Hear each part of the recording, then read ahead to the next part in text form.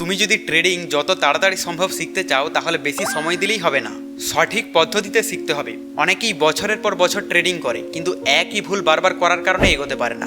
আজকের ভিডিওতে আমি এমন 5টি টেকনিক শেয়ার করব যেগুলো ফলো করলে তোমার শেখার গতি রকেটের মতো বাড়বে। ভিডিওটি ভালো লাগলে একটি লাইক করে দেবে। আর তুমি যদি এই জার্নিতে আমার সাথে থাকতে চাও তাহলে চ্যানেলটিকে সাবস্ক্রাইব এবং টেলিগ্রাম গ্রুপে জয়েন হয়ে যাবে, লিঙ্ক ডেসক্রিপশনে আছে। চলো এখন শুরু করা যাক। ফার্স্ট পয়েন্ট হচ্ছে স্টার্ট উইথ বেসিক। দেখো, ট্রেডিং তাড়াতাড়ি শেখার আগে তোমার প্রথম কাজ হচ্ছে এখানে বেসিক নলেজটা নেওয়া। আর এখানে বেসিক নলেজ বলতে কি, candle stick pattern, trend, price action, support resistance, risk management, এই সমস্ত কিছু প্রথমে তোমাকে শিখতে হবে। এগুলো হচ্ছে বেসিক থেকে স্টার্ট হয়। এই বেসিক নলেজটা তোমার যদি না থাকে তাহলে তুমি ট্রেডিংয়ে আগে কিভাবে যাবে? বেশিরভাগ মানুষের প্রবলেমটা কি হয় জানো? যারা প্রথমে ট্রেডিংয়ে আসে তারা আসার পর তাদের শুধুমাত্র একটাই এম থাকে যে এখান থেকে আমি টাকা অ্যাড করব এবং এখান থেকে টাকাকে ডবল করব। কিন্তু এখানে স্টার্ট করার আগে তোমার বেসিক নলেজটা নেওয়া কতটা গুরুত্বপূর্ণ সেটা বেশিরভাগ মানুষই জানে না বা বোঝে না।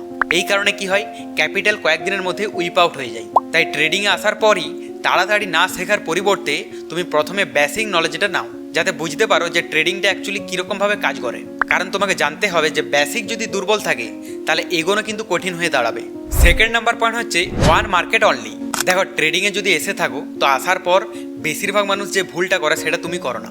বেশিরভাগ মানুষ কি করে, আসার পরই তারা স্টক, ক্রিপ্টো, ফরেক্সে ট্রেড করতে থাকে, যার ফলে কি হয় তারা কোনোটাতেই আর ভালোভাবে কিন্তু মাস্টার করতে পারে না।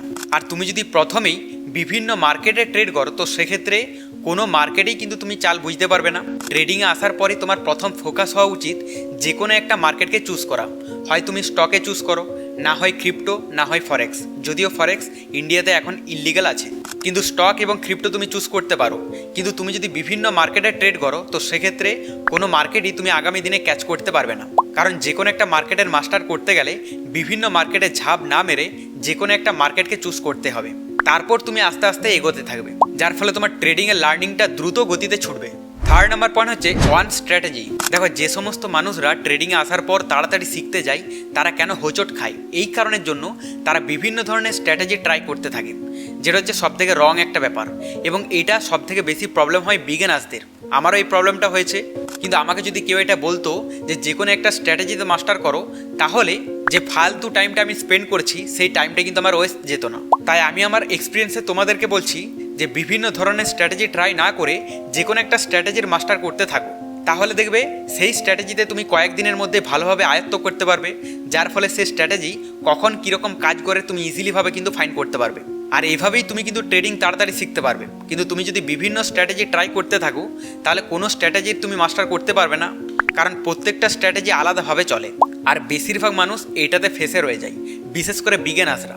এর ফলে কি হয়, তারা ট্রেডিং দ্রুত শেখার বদলে উল্টো এক জায়গায় পড়ে থাকে। ফোর্থ নাম্বার পয়েন্ট হচ্ছে ডেলি চার্ট রিডিং। দেখো, ট্রেডিং যে একটা শেখারও ব্যাপার আছে এটা বেশিরভাগ মানুষ কিন্তু জানেই না। বেশিরভাগ মানুষ শুধুমাত্র ক্যাপিটালকে ডবল করার জন্যই এখানে আসে, শেখার জন্য কিন্তু কেউ আসে না। কিন্তু যে সমস্ত ট্রেডাররা এখানে শেখার জন্য আসে তারা আবার মেহনত করতে চায় না। তো এই কারণের জন্য তুমি যদি ট্রেডিংকে আয়ত্ত করতে চাও, ট্রেডিংকে ভালোভাবে শিখতে চাও যে ট্রেডিংটা অ্যাকচুয়ালি কীরকমভাবে কাজ করে, ক্যান্ডেল স্টিক কীরকমভাবে কাজ করে, চার্ট কীরকমভাবে কাজ করে, তাহলে তোমাকে প্রতিদিন অন্তত 1 থেকে 2 ঘন্টা টাইম স্পেন্ড করতে হবে, এবং সেটা বিশেষ করে চার্টের উপর। দেখো, চার্ট কিন্তু সব কিছু বলে। যখন প্রাইস আপসাইডে যাবে তার আগে অলরেডি কিন্তু সিগন্যাল দিয়ে দেয়, যখন ডাউন সাইডে আসবে অলরেডি কিন্তু সিগন্যাল দিয়ে দেয়। কিন্তু এই সিগন্যালটা তুমি বুঝতে পারবে না যারা বিগিনার্স অবস্থায় থাকে। যারা প্রো লেভেলে পৌঁছেছে তারা চার্টের উপর টাইম স্পেন্ড করে করে এতটাই তারা এক্সপিরিয়েন্স গেন করেছে যে তারা চার্ট দেখলেই বুঝতে পেরে যাবে যে মার্কেট এখন কোন দিকে বাগ নিতে পারে। কিন্তু তুমি কেন বুঝতে পারছো না? এই কারণে যে তুমি চার্টের উপর টাইম স্পেন্ড করনি। আমাদের হিউম্যান ব্রেন এমন একটা জিনিস যে কোনো জিনিসের উপর আমরা যখন টাইম স্পেন্ড করতে থাকি তখন অটোমেটিক্যালি সেটা এক্সপিরিয়েন্স করে ফেলি আমরা। তো সেই কারণে তুমি প্রতিদিন যদি 1 থেকে 2 ঘন্টা টাইম স্পেন্ড করো চার্টের উপর, তাহলে অবশ্যই কয়েকদিনের মধ্যে ইজিলিভাবে এবং অটোমেটিক্যালি তুমি বুঝতে পেরে যাবে যে চার্ট কি বলতে চাইছে। বাট আসল ব্যাপার হচ্ছে বেশিরভাগ মানুষ এটা জানেই না। ফিফথ নাম্বার পয়েন্ট হচ্ছে ডেমো ট্রেডিং। দেখো, এখানে ডেমো ট্রেডিং বলতে পেপার ট্রেডিংকে বোঝানো হয়েছে, যেটা হচ্ছে তোমার রিয়েল মানি না। তোমার প্রফিট হলো সেটা রিয়েল প্রফিট না, আবার লস হলো সেটা রিয়েল লস না। জাস্ট এটা লার্নিং পারপাসে কিন্তু ডেমো ট্রেডিংটা ইউজ করা হয়। এরপর ব্যাপার হচ্ছে তুমি যদি প্রথমেই নিজের ক্যাপিটাল দিয়ে ট্রেড করতে থাকো এবং কয়েকদিন ট্রেড করার পর পুরো ক্যাপিটাল যদি শেষ হয়ে যায় তো সেক্ষেত্রে পরবর্তীতে আবার ক্যাপিটাল তুমি কোথায় পাবে? আর তোমার যদি ক্যাপিটালই না থাকে তাহলে তুমি শিখতেও পারবে না। তো এই কারণের জন্য তোমাকে প্রথমে জানতে হবে যে বিজনেসে তোমার জিরো নলেজ আছে সেখানে প্রথমে নিজস্ব ক্যাপিটাল ইউজ করা ঠিক না। প্রথমে আগে ডেমো দিয়ে ট্রাই করো, তারপর আস্তে আস্তে ছোট ক্যাপিটাল দিয়ে তুমি স্টার্ট করতে পারো। কিন্তু বেশিরভাগ মানুষ ডেমো ট্রেডিং একদম করতে চায় না, কারণ তারা এসেছে এই কারণে যে তারা রিয়েল টাকাকে ডবল করার জন্য। তাহলে তারা ডেমো ট্রেডিংয়ে কেন অ্যাট্রাকটিভ হবে? তো আজকের এই 5টি পয়েন্টের মধ্যে তুমি কোন পয়েন্টে এখনও পর্যন্ত ঠিকঠাকভাবে ফলো করতে পারছো না অবশ্যই কমেন্টে জানাতে ভুলবে না।